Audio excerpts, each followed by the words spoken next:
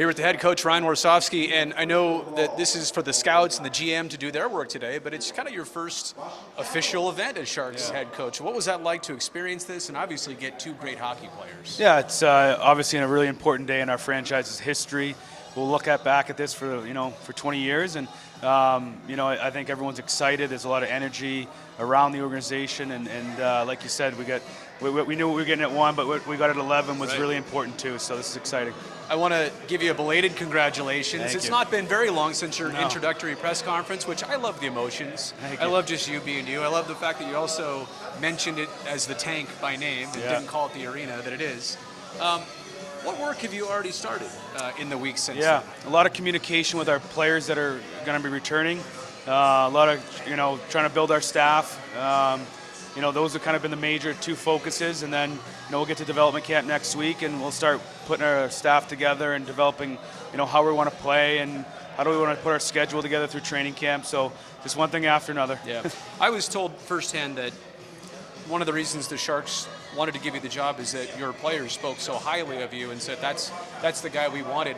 How is that feeling for you? A little bit mutual, a little bit reciprocal, and that they spoke up for you in getting this opportunity. Yeah, of course. I respect those guys a lot. And, the Cunnins, the Bennings, the Logan, all of them are special people first and foremost, and I think we all believe in the same thing, and they were a big part of why I'm here today, for sure, no question about it.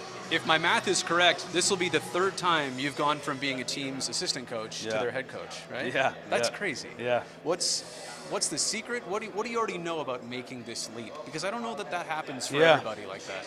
Yeah, so I've got experience doing it, and not much is going to change. I'm going to be me, and the players that know me are going to see how I operate and how I communicate and how I run my meetings. I think they know how I want to play. And we'll get into that as the season and the summer goes on. But it's something I've been through before, and I'm experienced with it and kind of excited about it. You're going to be the youngest NHL head coach starting next season. How do you leverage that? I know people will talk about it as just something interesting. It's a conversation point. Yeah. How can you actually use that to your benefit?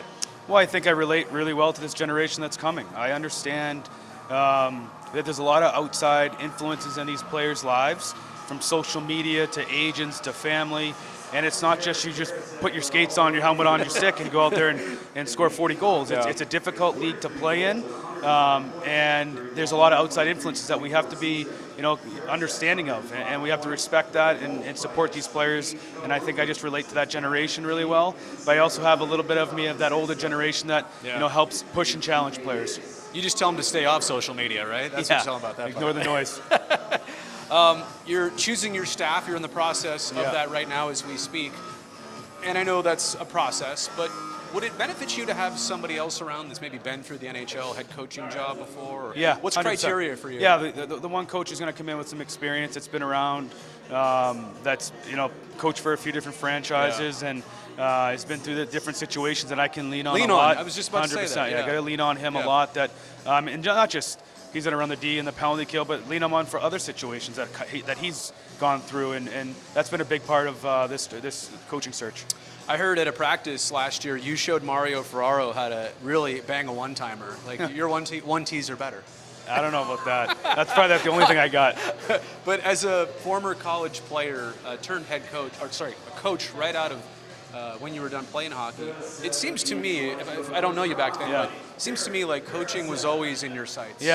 Yeah, since I was a young, 16-year-old kid, obviously I had an influence of Mike Sullivan coaching the Boston Bruins and would be in there quite a bit. And that's kind of where I really started to, I want to get into coaching. I wanted to be in the hockey business. And then it kind of evolved, and I've climbed the ladder here a little bit. But yeah, it's something that, some coaches play in the National Hockey League and don't go through that. So it's very unique. I understand that, and I'm humbled by it. I'll wait till Gary's done. Yeah. It's been said that the Sharks of recent years lacked a certain identity.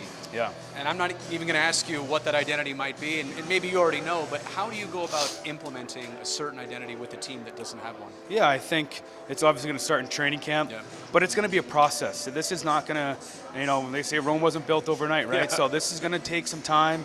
It's going to take days and repetitions and practice and meetings of what my expectations are. It's going to be me, leaning on the leadership group. That's going to be important for me, leaning on my staff. We're going to be in this together. I can tell you that right now, from top to bottom, from the people that, like Mikey Aldrich's, and to the trainers, to our top player, to the last player on our roster, is important to our franchise. And to get us going in the right direction, we need everyone pulling the rope the right way. You mentioned before, especially knowing the younger group of players, maybe how to kind of cater to them. How do you get the most out of, well, let's be honest, a Will Smith, a Celebrini, a Dickinson, other names like that? We got to push them. You got to challenge them. I think today's player has this belief in what they want to be and what they can be. My job is to push them to even higher standards of that. And I think I do a really good job of pushing and challenging players to believe in something they may not be able to believe in. But that's kind of the philosophy that I believe in. And because I never want to say I can't do something. I think we got to say, how do we get there, and how do we get to work? And it's going to be a focus level of, we're going to work on one thing at a day at a time. We can't get wrapped up in 3 months from now, 4 months from now, and 3 years from now. We're going to focus on day one of training camp, go from there. Since we're chatting here at the end of round one in the draft, I just want to ask you about both the picks. When you saw Macklin go up there, you kind of knew what was about to happen. Yeah. It was no surprise, no secret. How did he handle this whole situation and all the interviews he's done, and all the questions about, are you coming to San Jose next year? It's unbelievable. You just watch him and how well-spoken he is for an 18-year-old kid.